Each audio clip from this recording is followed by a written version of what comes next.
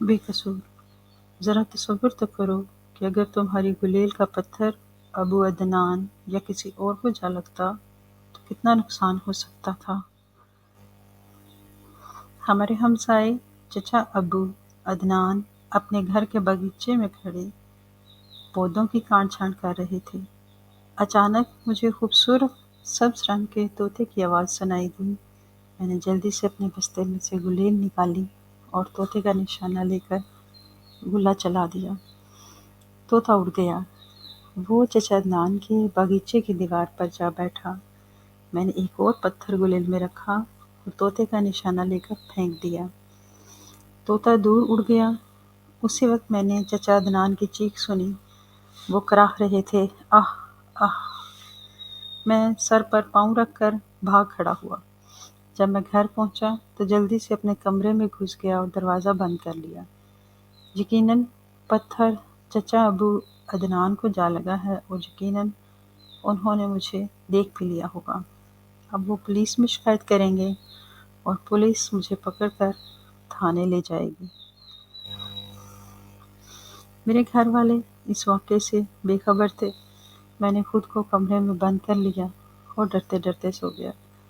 مجھے بڑے ڈراؤنے اور پریشان کن خواب نظر آتے رہے۔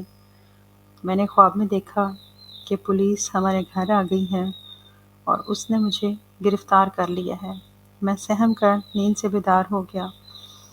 اگلی صبح میں اسکول گیا تو گزشتہ دن کے واقعے کی وجہ سے خوفزدہ تھا۔ میں نے اپنے دوست ہادی کو تمام قصہ کہہ سنایا۔ اس نے مجھے مشورہ دیا کہ میں تمام بات اپنے ماسٹر صاحب کو بتا دوں۔ جب میں نے سارا واقعہ ماسٹر صاحب کو بتایا تو میری طرف دیکھ کر مسکرائے اور بولے، فکر نہ کرو بیٹے، میں انشاءاللہ تمہارا مسئلہ حل کر دوں گا۔ چھٹی کے بعد ماسٹر صاحب مجھے ساتھ لے کر چچا ابو عدنان کے گھر گئے۔ میں بڑا ڈر رہا تھا۔ ان کے گھر پہنچ کر ماسٹر صاحب نے دروازے پر دستک دی۔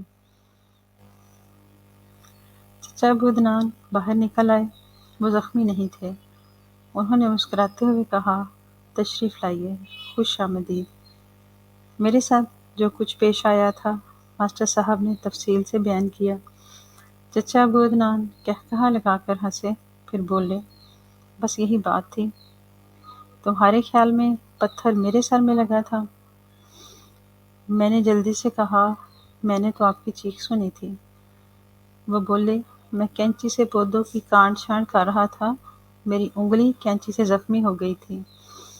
اس معاملے میں تم بے قصور ہو۔ پھر انہوں نے اپنی زخمی انگلی دکھائی۔ چچا ابو عدنان اپنی جگہ پر سیدھے ہو کر بیٹھ گئے۔ پھر کہنے لگے، عبداللہ، تم ایک مہذب لڑکے ہو۔ تم اپنی غلطی کی معافی مانگنے آئے ہو جو تمہارے خیال میں تم سے سرزد ہوئی تھی۔ اس کے باوجود تم قصوروار ہو۔ میں نے فوراً کہا، لیکن پتھر تو آپ کو لگا ہی نہیں۔ چچا، تو پھر میں قصوروار کیسے ہوں؟ چچا ابو عدنان نے نرمی سے کہا، میرے پیارے بیٹے، خوبصورت پرندے باغوں کا حسن ہیں۔ وہ اپنی سریلی آوازوں سے ہمارے کانوں میں رس کھولتے ہیں اور اپنے دلکش رنگوں سے ہمارے مزاج کو خوشگوار کر دیتے ہیں۔ تم اپنی گلیل سے انہیں کیوں مارنا چاہتے ہو؟